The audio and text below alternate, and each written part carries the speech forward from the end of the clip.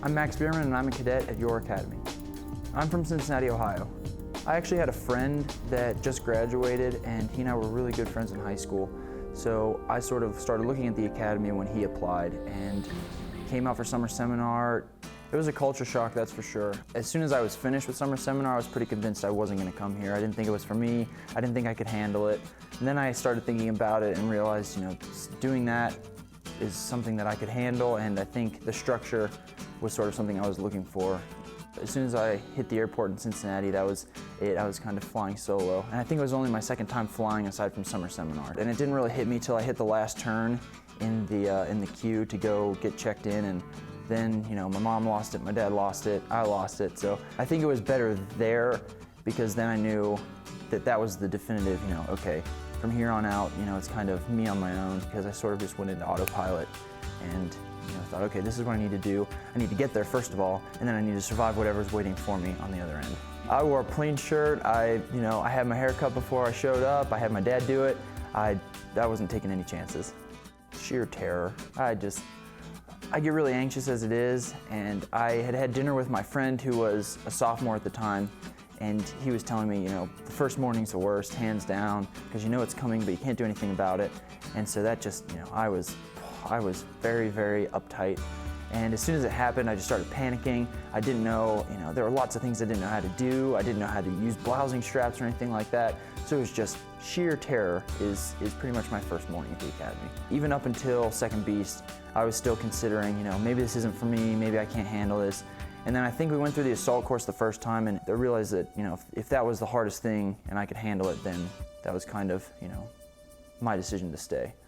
I signed up for Russian because I thought that it would be interesting as a language, which it was, but it was also not necessarily something I was good at. I also got placed into honors physics, which again, very, very interesting, and I loved it to death, but maybe not my cup of tea.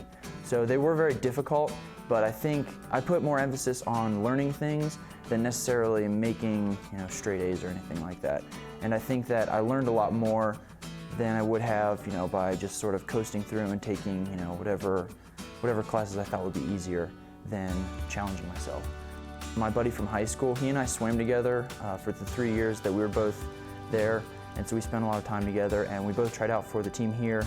Didn't quite make it, didn't quite have the cuts, and so he went into triathlon, and I figured, well, this is a sport where I can continue swimming, and also, one of my hobbies was running, so I figured if I could figure out how to bike well, more than just recreationally.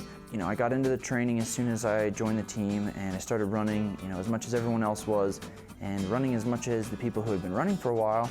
I developed shin splints pretty early. So my first race, I actually couldn't do the full distance, so I did a sprint distance, which is half instead of the Olympic distance.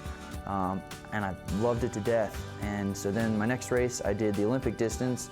I wanted to qualify for the nationals team freshman year, but I'm pretty sure I was the slowest person on the team, so it wasn't quite in the cards just yet. I sort of had a breakthrough race, I guess you could say my sophomore year at our conference race in Lake Havasu City, and that's when I really just kind of got the bug, and this past year it's been nothing but, hitting it hard as much as I can, as often as I can. Having people that have done, 10 different Ironmans and, have been doing the sport for however long helps you with a lot of things that you wouldn't really think go into the sport and become a factor. Colonel Rodriguez, the first Ironman he ever did was in Hawaii. He's made all the mistakes that we are currently making. So, he'll tell us what our mistakes are going to be, and we either listen to him and don't make them, or make them, and then he gets to say, I told you so. But it's very good because, as in any sport, having that experience and someone who's, done it before, instead of you having to suffer through it, it makes it a lot easier. Lieutenant Samantha Morrison, she qualified for the Kona World Championship in Hawaii for Ironman, and I sort of set my sights on that because up until that point we'd never had a cadet qualify, so everyone sort of saw it as this unreachable goal, and she sort of broke through that barrier, and so now we have a couple of us on the team that are going for a Kona slot. At the Nationals race this year, I got a flat tire with 3 miles left to go on the bike, and at that point I had a decision to make. I could either give up and sort of throw in the towel, or I could keep going. So I started running my bike. I didn't necessarily hesitate. It seemed like the only logical choice.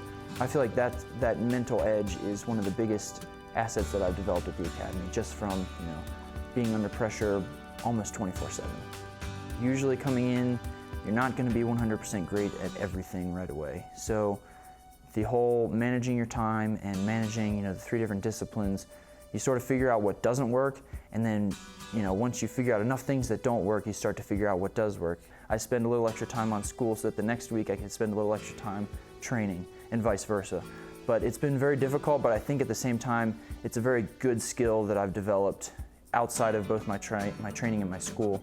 And I think a lot of it comes down to sort of time management, because once you manage your time better, you have relatively more of it to spend on the 3 different disciplines. They're always there whenever I have questions or need to vent or complain, or they're always supporting me in whatever decision I make, even if they don't, well, especially if they don't agree with it, which happens more often than you might think. But I think that having them there, and maybe not even necessarily being able to talk to them, but knowing that I can talk to them, if it's whatever o'clock on, whatever school night, and everything just seems sort of overwhelming, I think, well, at least I can call my family tomorrow and I can talk to them about it.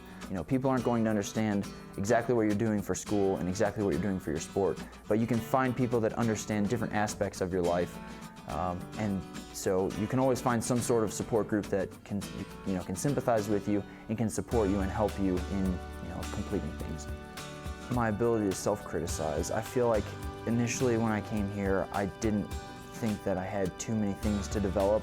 And now that I've almost gone through the system entirely, I feel like there are a lot of things that I can work on, and I feel like being able to acknowledge those things in myself is one of my biggest assets, because as soon as you stop thinking you need to grow, that's when you stop growing. I'm looking forward to spending one final year with the people that I've become friends with over the past 3 years, and sort of getting whatever else I can out of the academy experience. I've already gotten a lot so far, but I still feel like there are certain things that I'd like to experience before I leave. Don't let anyone tell you what you can or can't do. I had a lot of people tell me that, well, just based on your personality, I don't think you're necessarily fit for that. And I think that sort of made me want to come here more and prove to them and myself that I could actually do something that even though they said I couldn't. I'm Max Bierman, and I'm a cadet at YourAcademy.